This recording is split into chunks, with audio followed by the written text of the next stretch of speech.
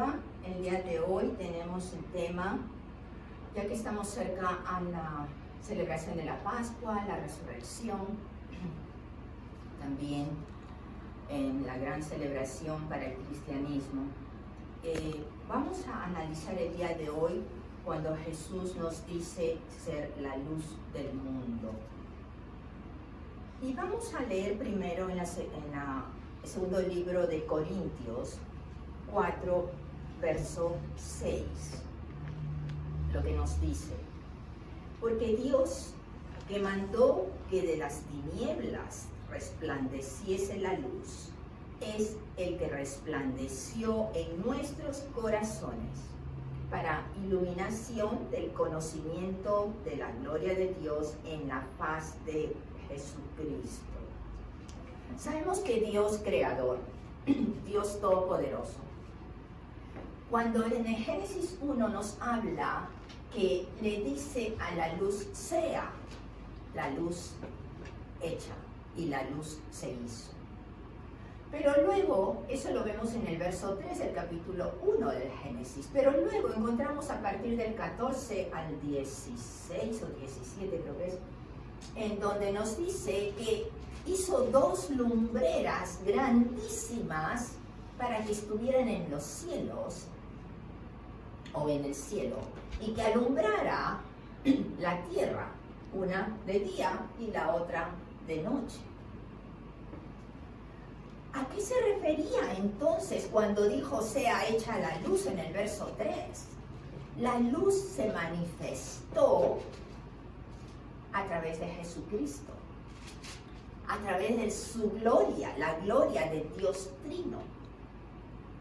Y esta luz es la que nos dice en 2 Corintios, cuando hay luz, no hay oscuridad, que de las tinieblas, porque era el estado en que estaba la tierra, la creación, a raíz de la rebelión de Satanás, en donde en el verso 6 nos dice: de las tinieblas entonces ahora resplandece su luz. Esa luz que va a traer la iluminación a nuestros corazones, a nuestras mentes, a nuestro encuentro con nuestro Señor y Salvador. Esa luz se está manifestando desde el mismo Génesis, desde el mismo día de la creación y reorganización de la tierra y de toda su creación. Porque allí esa iluminación nos va a traer el conocimiento, el entendimiento del poder de Dios, su obra maestra para todo, su gloria nos la va a mostrar a través de esa luz. Y nos dice al final del verso 6, es ¿en dónde? En la faz de Jesucristo, en su cuerpo, en su ser, en lo que Él es. No solo como Jesús, como humano, sino como Cristo, Jesús resucitado, que va a continuar mostrando la gloria y el poder del reino de Dios para todos los que los sigan. Gloria a ti, Señor, gloria a ti.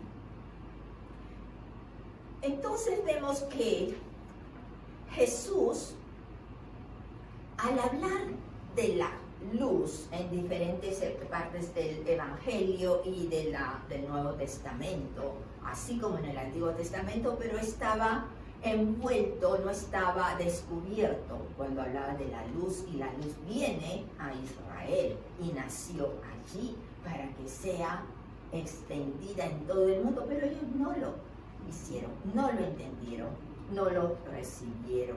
Por eso es que esa luz luego se extiende hacia los gentiles, hacia el resto de las naciones, hacia el resto del mundo, y ahí es donde nosotros lo recibimos. Para la gloria de Dios tenemos ahora la oportunidad de llegar a ser salvos. ¿Qué es lo que representa la luz entonces? Es una esperanza y una confianza, seguridad. ¿En qué? En las promesas de Dios. En Juan 1:5, por ejemplo, nos dice, la luz resplandece en las tinieblas. Y sabemos, donde entra luz, las tinieblas se alejan. No hay ningún toque, ninguna conexión o interrelación habitacional. No puede habitar la luz y las tinieblas juntas, porque donde hay luz no va a haber sombra, no va a haber tinieblas. Y eso es lo que es Dios. En Él no hay sombra, es solo luz pura. Y entonces nos dice que en esta tiniebla va a resplandecer esa luz. ¿Y qué quiere decir? Que la oscuridad no la va a apagar. La oscuridad no la va a vencer. Al contrario, la luz se va a sobreponer. La luz va a empujar esas tinieblas, esa oscuridad. En Efesios 5:8 nos dice que en otro tiempo eras tinieblas.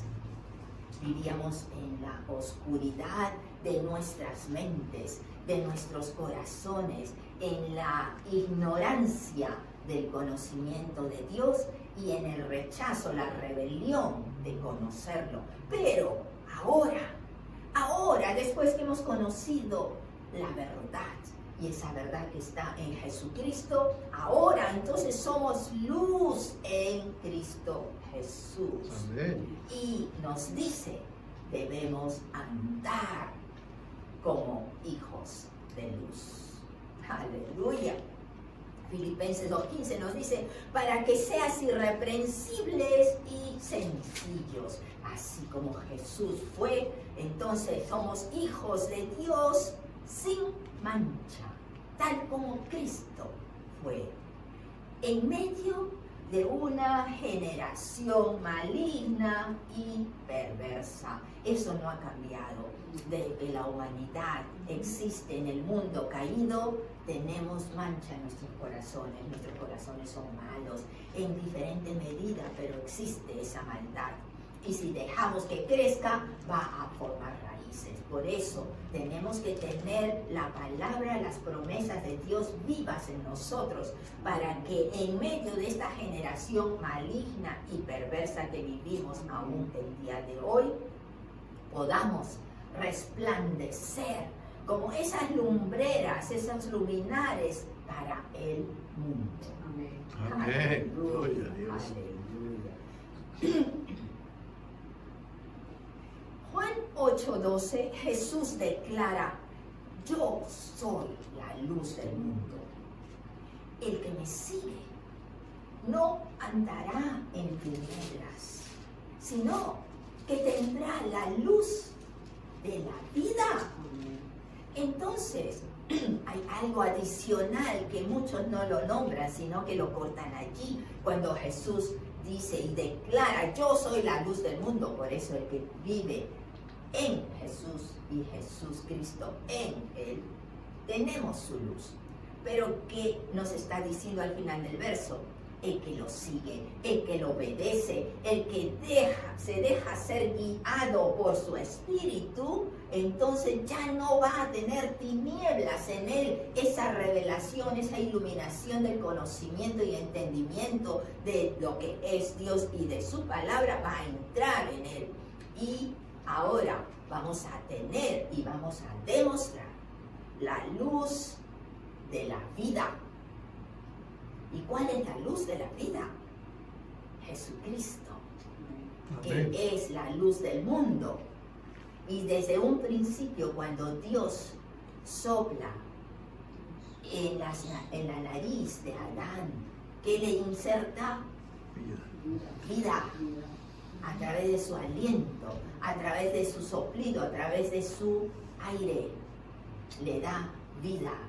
Ahora Jesús nos da vida a nosotros a través de su existencia en nosotros, porque necesita usar nuestro cuerpo físico, pero nosotros estamos en Él, estamos bautizados en Él, sumergidos en Él, en su ser, en su palabra, en su existencia, y estamos revestidos entonces con su nombre poderoso que nos da la unción y tenemos la vida por delante.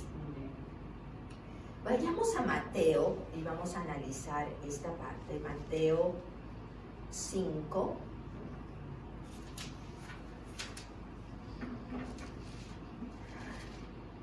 En la parte del 14 al 16, vamos a empezar por el 14, cuando dice, ahora ya no es solo Jesús, sino que nosotros también somos esa luz del mundo, tal cual Él se declara ser. Desde un principio Él fue, y con nosotros, ahora nosotros vamos a reflejar su luz. Y dice, vosotros sois la luz del mundo. Una ciudad asentada sobre un monte no se puede esconder. Cuando vemos la ciudad, ¿a qué ciudad se refiere?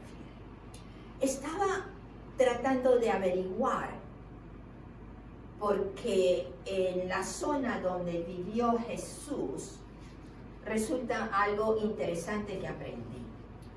Es una ciudad que se llama Seforis. Seforis era una ciudad que se componía de 5 aldeas, varias aldeas, pero de las cuales antiguamente eran 5 principales. Y una de ellas fue Nazaret, en donde vivió Jesús con su familia. José, María, ellos asistían a una sinagoga que estaba en la parte principal. Pensemos, generalmente las ciudades o aldeas iban alrededor de una colina y la ciudad principal venía sobre la misma colina.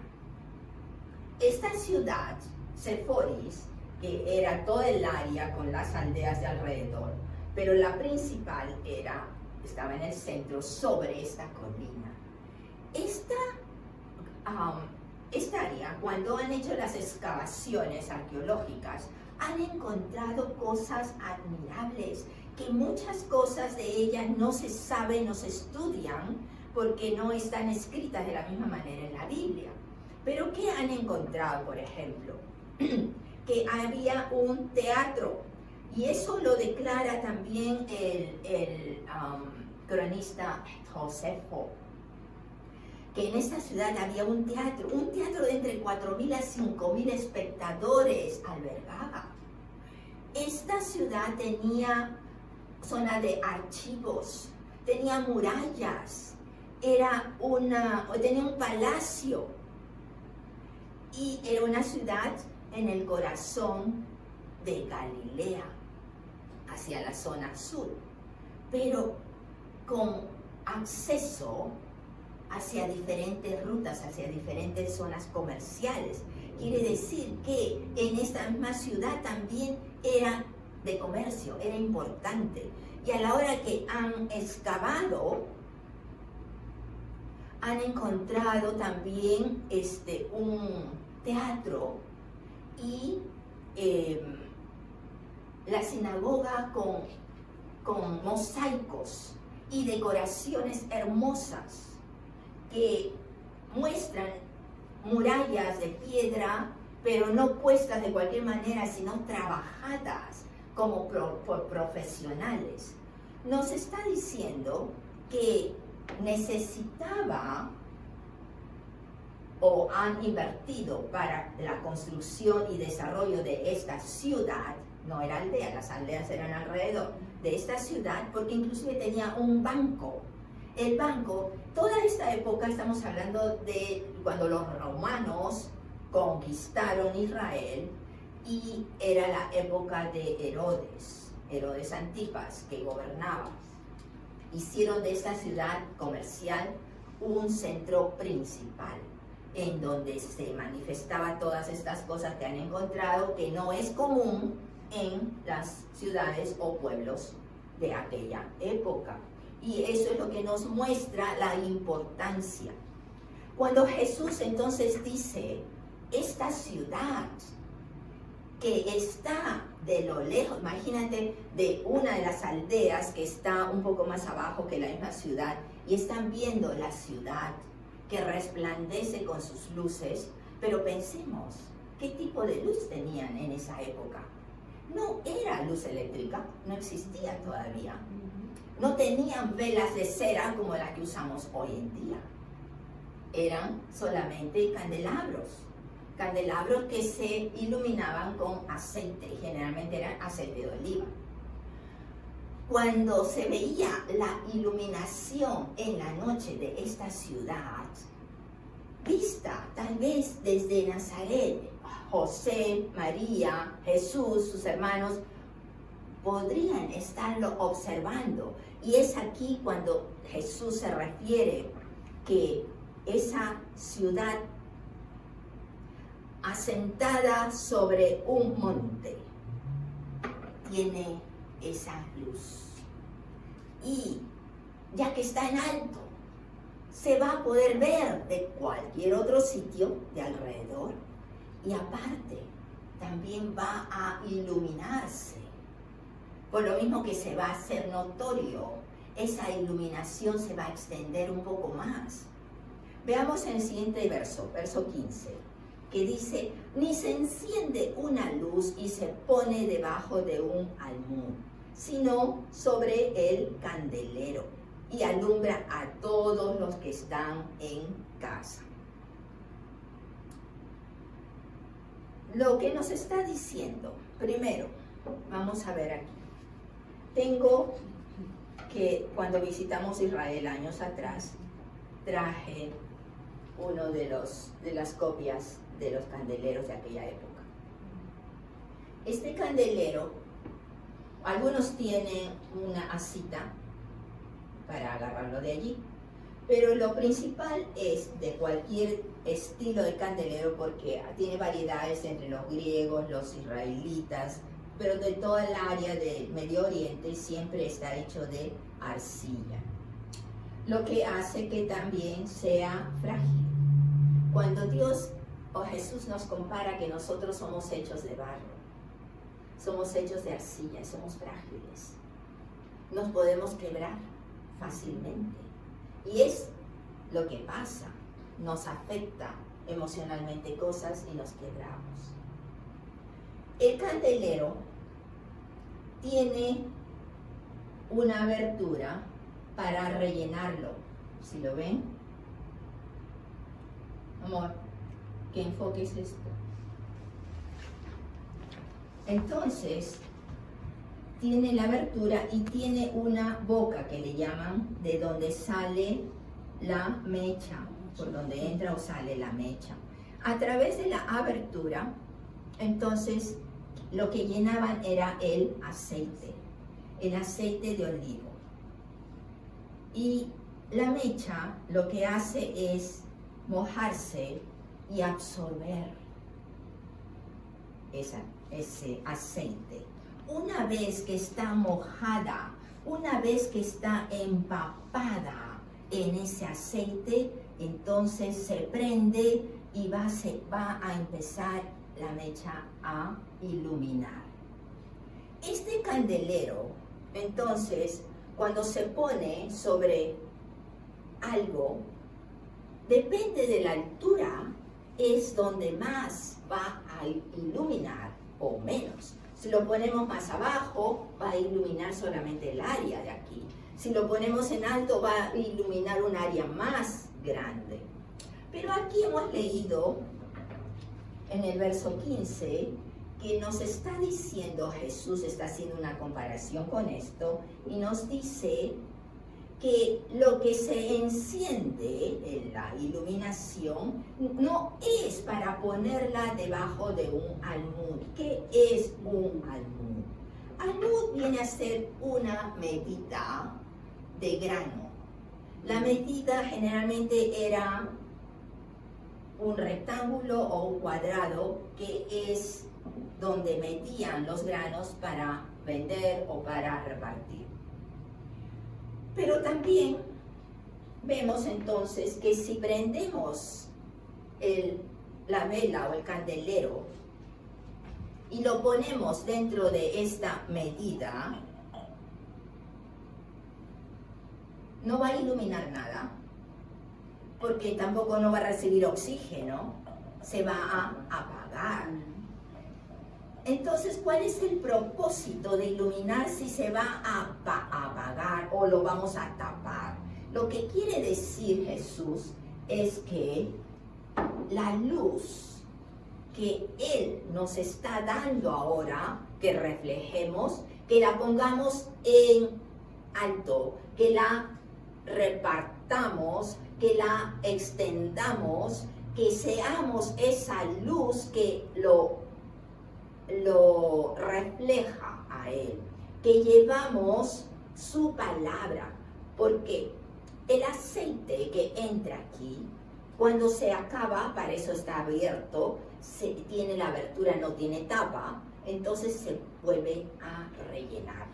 Y cuántas veces nosotros sentimos que el Espíritu Santo es lo que representa el aceite, que el Espíritu Santo está bajo esa pasión, ese deseo de seguir caminando, de seguir en su camino angosto y recto, podemos pedirle: Señor, llena mi reservorio. Necesito ese aceite fresco nuevamente para poder seguir iluminando, para seguir llevando tu palabra, porque esta abertura de la mecha se llama boca. Tenemos nuestra boca para declarar lo que Él nos pone en nuestros corazones, lo que aprendemos en su palabra, a donde nos quiera llevar, Él va a depositar lo que vamos a hablar. Entonces, cuanto más la mecha se moja, cuanto más se empapa de ese aceite de su espíritu, la pasión va a ser más grande, más fuerte la mecha, más iluminación. Cuando la obtenemos, entonces nosotros, tal como la mecha o el candelabro, en esa ciudad que está en alto, que está iluminando, ¿qué está haciendo? Está influenciando a todo el resto. Eso es lo que quiere Dios de nosotros. La influencia que podemos ser para el mundo. La influencia que va a llevar su palabra a diferentes áreas hasta donde Él nos lleve. Allí seguiremos, porque su fuego no se va a apagar. Ese fuego, cuando empieza a debilitarse, le pedimos un relleno, más y más de ese aceite, que siga llenando, que siga derramando, para que no se apague en ningún momento. Gloria a ti, Señor. Amén. Ahora es curioso, porque en el libro de Marcos, en el Evangelio de Marcos, nos habla que Jesús es carpintero.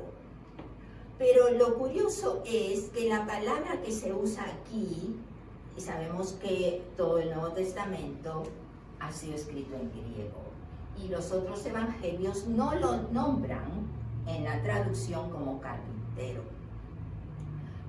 La palabra griega es tecton. El tecton viene a ser una habilidad profesional, pero no solo en un área, sino en muchas. Y es por eso que se supone que José, junto con Jesús, trabajaban juntos, pero viajaban entre todas las aldeas y la misma ciudad de Seforis. Ya describimos cómo fue esta ciudad. Al trabajar en madera, el área no tiene abundancia de madera. La madera era escasa. Entonces, no es como ahora que pensamos los pisos de madera o algunas casas también de madera. No, que es lo más común allá y sobre todo en esta ciudad. Albañilería, o sea, todo lo que es construcción, todo lo que es herrero o herrería de fierros o piedras, trabajaban las piedras, trabajaban en diferentes oficios. Eso se supone lo que hacía Jesús junto con José. Y era, como tenía la habilidad en diferentes artes, también oro y plata. Eran muy bien pagados, pero tenían que viajar. La zona de Nazaret misma y las aldeas de alrededor eran agricultores. Por eso en los evangelios Jesús se refiere mucho sobre la agricultura. Sus parábolas nos dan esas referencias. Y veamos entonces cuando en el verso 15 nos dice: entonces este candelero, cuando lo elevas, va a tener la iluminación a todos los que están en casa. Todos, quiere decir que vas a tener la influencia de todos a tu alrededor. Para la gloria de Dios. Entonces, seguiremos hablando la próxima semana sobre la luz del mundo. Y ya el próximo domingo es el Domingo de Ramos. Y vamos a elevar el nombre de Jesús, porque fue recibido como rey, fue elevado como tal, aunque después no lo reconocen. Pero vamos a analizarlo a la luz de su palabra y como esa luz, esa lumbrera que vino al mundo. Gracias, Dios los bendiga.